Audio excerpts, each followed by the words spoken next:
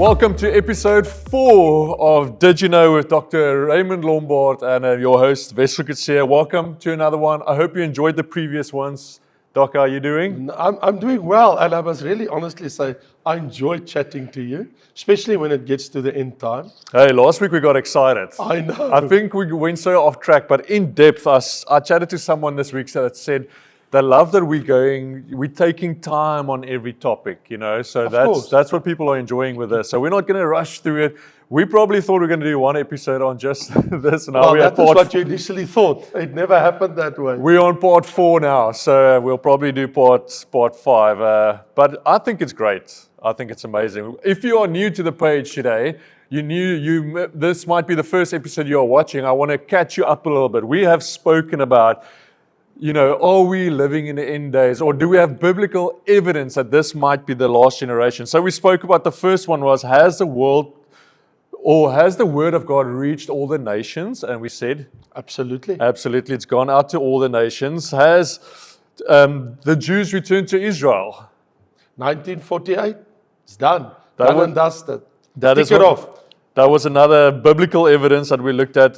Do we have the technology today for the Antichrist to appear? Absolutely, because we talk about the cashless society.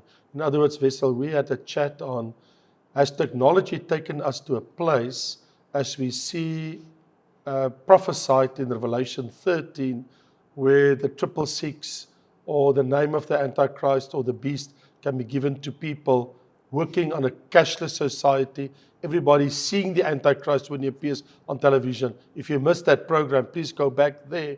But that was what we discussed. In other words, technologically wise, do we as a generation, or did we enter in that period, that time frame predicted 2,000 years ago? And we established definitely. We spoke about that. And then the fourth one was, of course, can the 666 be implemented today, which was a follow-on from that whole conversation about the one world economy, cryptocurrencies, technology, yes, cell phones, the internet, all of that. Absolutely. And Wessel, if somebody missed that one, the point was made, and I always want to emphasize it, is that should the rapture take place today, there's still 3.5 years for the banking industry to get the 666 going, yes, on chips, to be implanted on the right hand or the forehead. In other words, the question is not if the rapture takes place today, can they do it tomorrow? Because you still have that lapse of time, that 42 months. Precisely. Yes. So all of those things are happening. Absolutely. And so the next one for today, we got the fifth sign that we are looking at, and I think this is going to be an interesting one, especially because of the times that we're living in right now, looking at what is happening in Israel, the Palestinian war. In the Middle East, yes. In the Middle East. Of course, the focus of the world is the Middle East currently. Precisely. Well, currently, and what we're going to look at the end times as well, because everything that's going to be the focal point of the end days. Absolutely. That is where everything points to the Middle East. Precisely. In the world. So, looking at biblical evidence today, we're going to ask this question, will wickedness be established in the Middle East in the end days, in the last days? And we are seeing that right now. Yes. Do you feel like this, because we touched on it a little bit, like we've seen many wars in the Middle East. Yes. What does this make, why is this different from what we are moving into? I think because there's a prophecy in the book of Zechariah, and it says that wickedness will be established in the last days. And the verse, I don't know if I mentioned it the last time, but it clearly says in Zechariah 5 verse 11, and he said to me to build a house for it in the land of Shinar. When it is ready, the basket will be there on its base, which means the land of Shinar, which means the land of Babylon. Now remember, Wessel, let me just refresh your memory. The first rebellion on earth took place in the land of Shinar, in the valley of Mesopotamia, when Nimrod built the ziggurat, the Tower of Babel. Okay. That was the first worldwide rebellion against God. Remember when Noah got out of the ark? God told him, you and your family, multiply and fill the earth. Nimrod says, no. We're going to stay here. And we're going to build a ziggurat. We're going to build a tower up to heaven. Yes. See how high we can get. And God had to disperse the people over the earth by confusing the languages of people. Remember, when Noah and his family got out of the ark, there was only one language, Yes. right? And so when they multiplied, and they become more than 70 nations from his 3 sons, that's what it was, more than 70 nations. What happened was, they were still speaking the same language. Yeah. Although there's 70 nations, all speak the same language. So God there, at this place, when there was a rebellion against God, God came down from heaven, confused the language, and therefore we have all these languages, 70 major languages of the world. Yeah. Now, Babylon has to rise at the end time, because the book of Revelation, chapter 17 and 18, 2 chapters in your book, take us back to Babylon. All right. Which means wickedness in Babylon will prevail in the end time. So the question actually is, and I wish you can show it on a map, Iraq, Babylon, where it is. Because if you see it physically with your eyes, it's like in modern day Iraq, Iran, and Yeah. Syria. They overlap. Well, we can put up a map right now. Sure. And there you can see it. So when you look at the map, you will see on the map, you can see clearly Babylon, Iraq, Iran, Syria, they're all clustered there together. And that is the boiling pot of wickedness currently in the world. Where was Mesopotamia? Is it through modern day Iran, where the Euphrates? Iraq. The Euphrates, quite right. Yeah. Because yes. So the Euphrates starts from southeast Turkey. That's where it starts. Yes. Flowing through Iran, Iraq, but especially through Iraq, through the part of Iran into the Persian Gulf. Yes. And just to the left of it, so you have the Euphrates River and the Tigris River.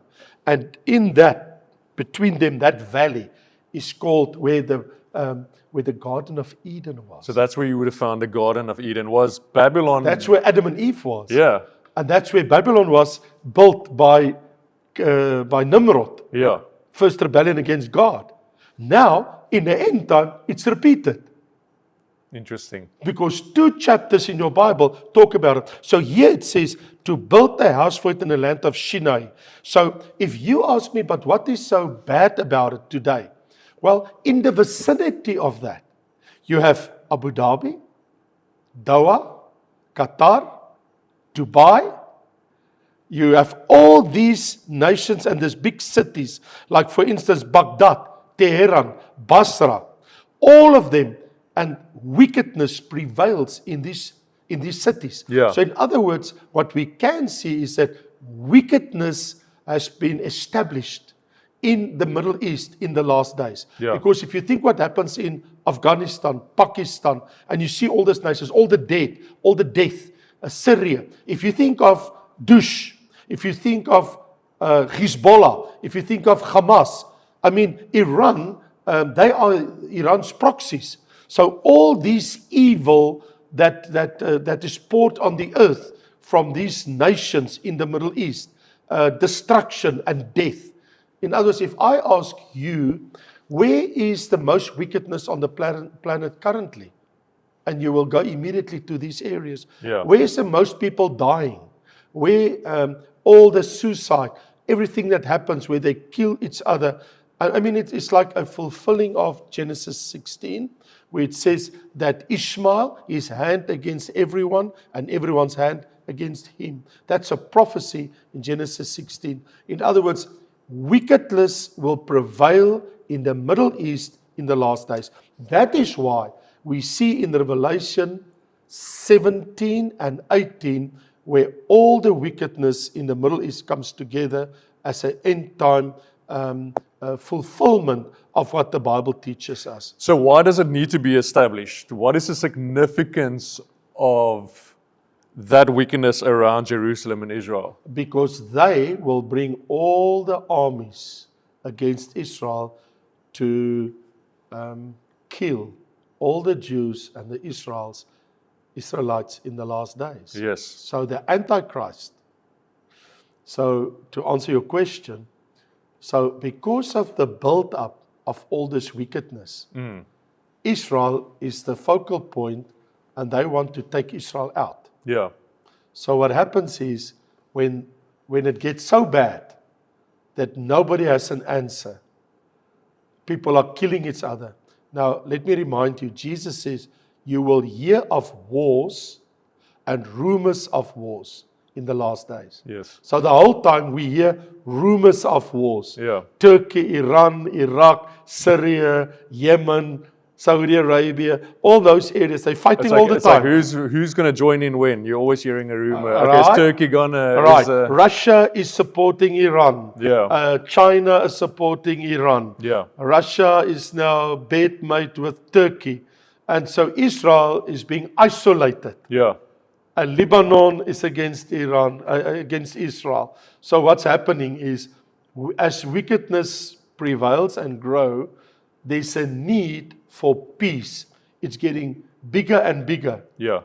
That need for peace will be fulfilled and will be established through the Antichrist, making a 7-year peace treaty for peace in the Middle East. Yeah. Peace So, in the Middle so East. what's happening currently, everything is building up Yeah.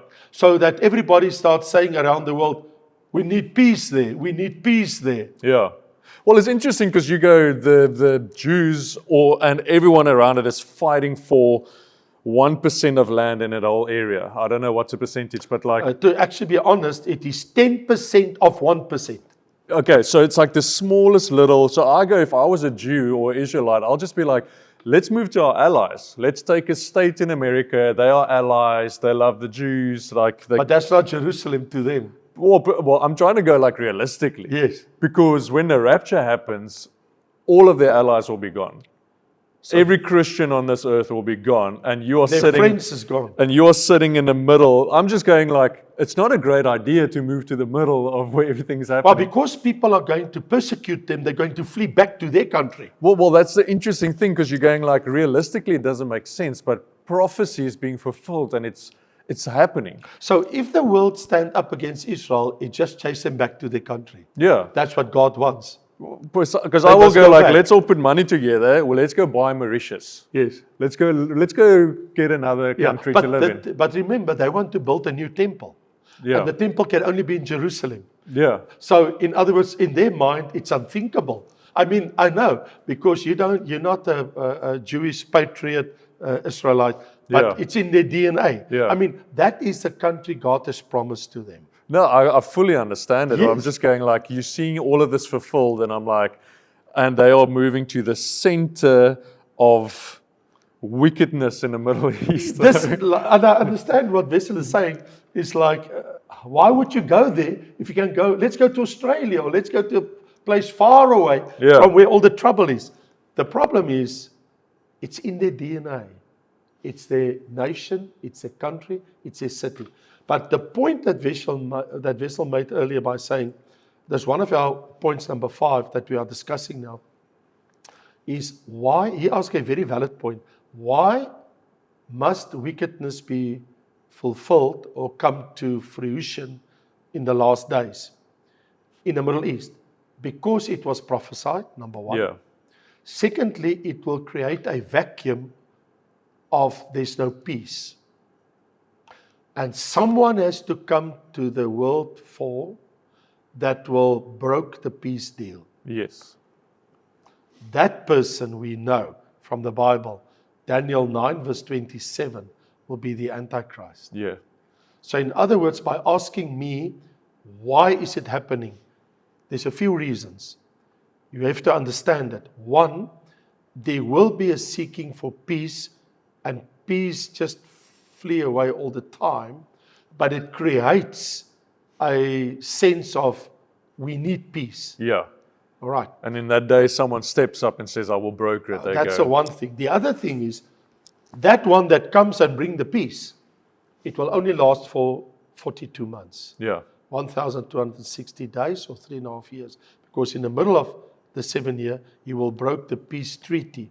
Now, all these ungodly nations, all these wicked nations will give their allegiance to the Antichrist, and they will support him, and they say, let's take the Jews out.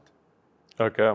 So suddenly, all these nations that had peace for Israel in the first 3.5 years after the rapture turn against Israel. Yeah. And the Antichrist put an image, will be put up by the false prophet of the Antichrist in the temple, which will be built. Yeah.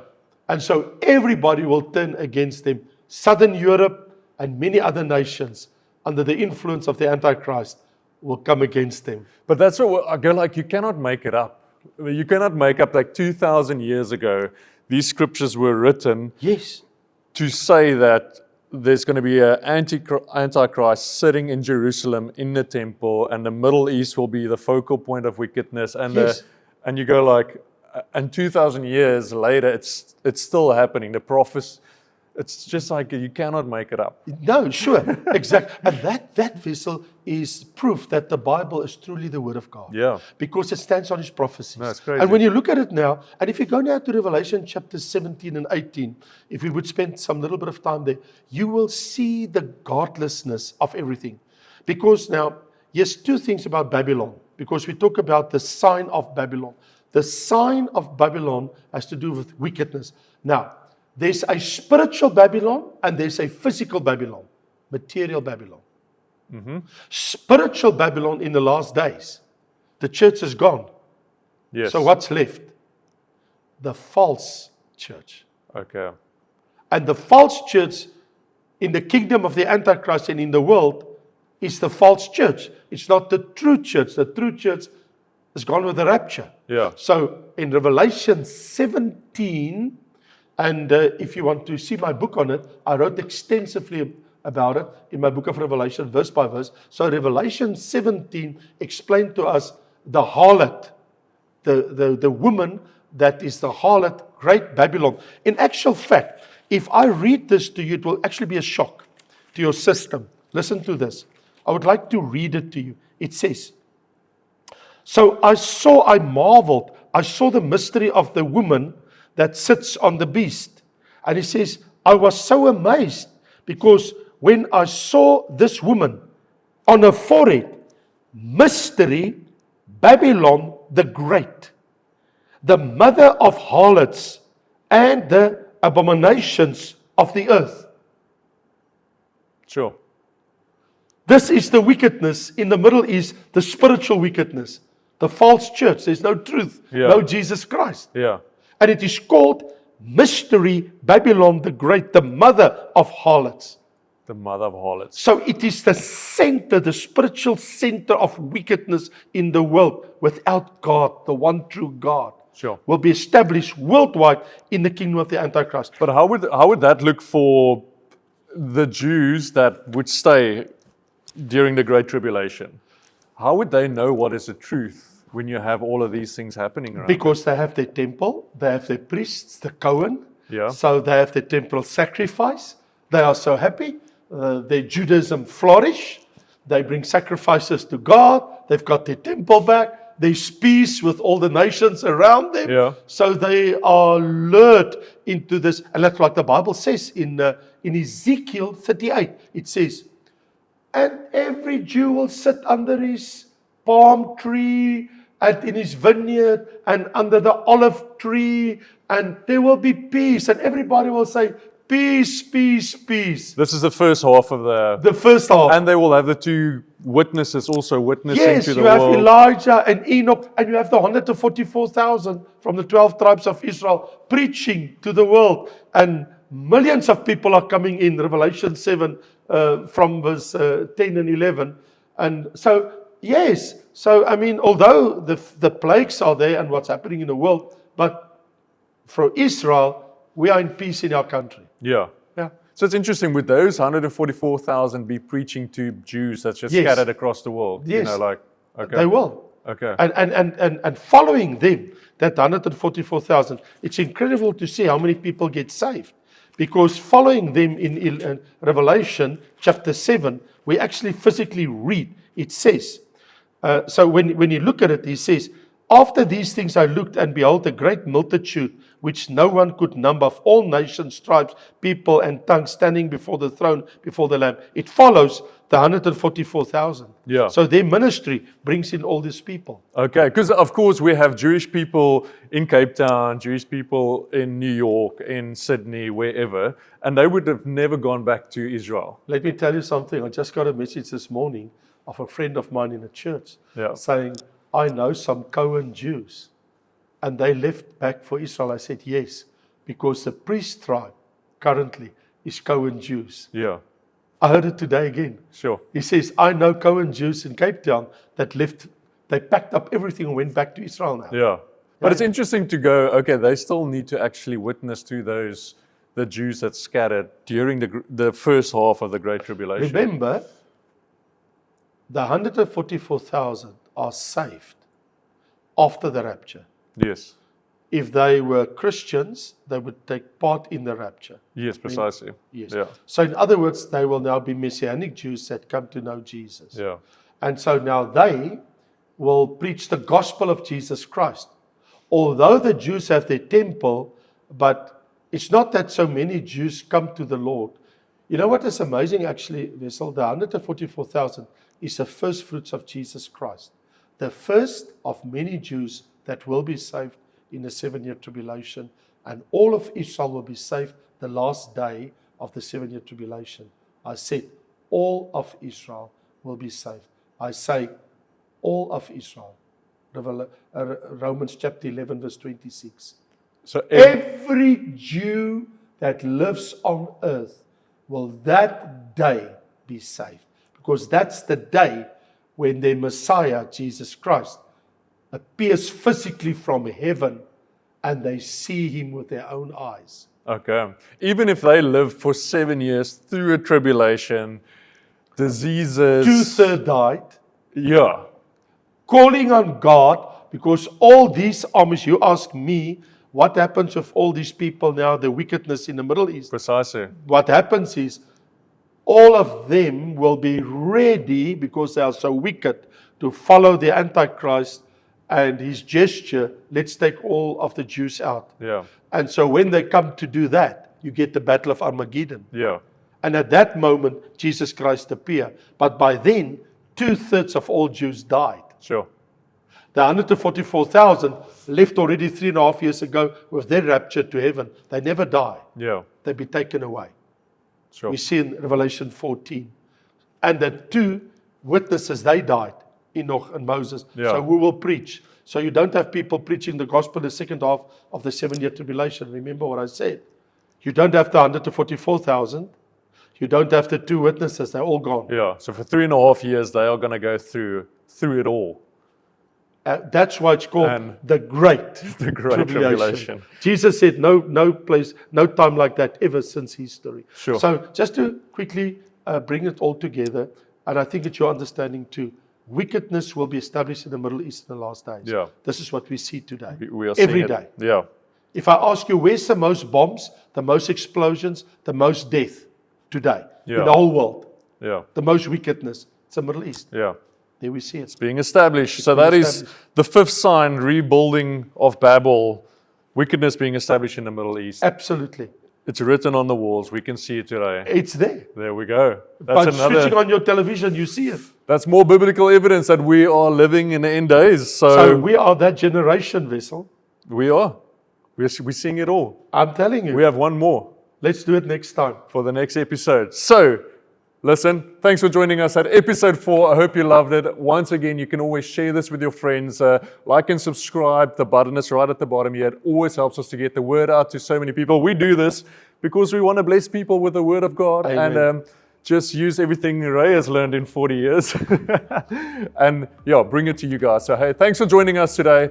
See you at episode 5. I mean, we're going to have loads of episodes, but we have one more on this biblical evidence, and it's going to be really interesting. So see you next week. Bless you. There we go. Sjoe, ag, dank-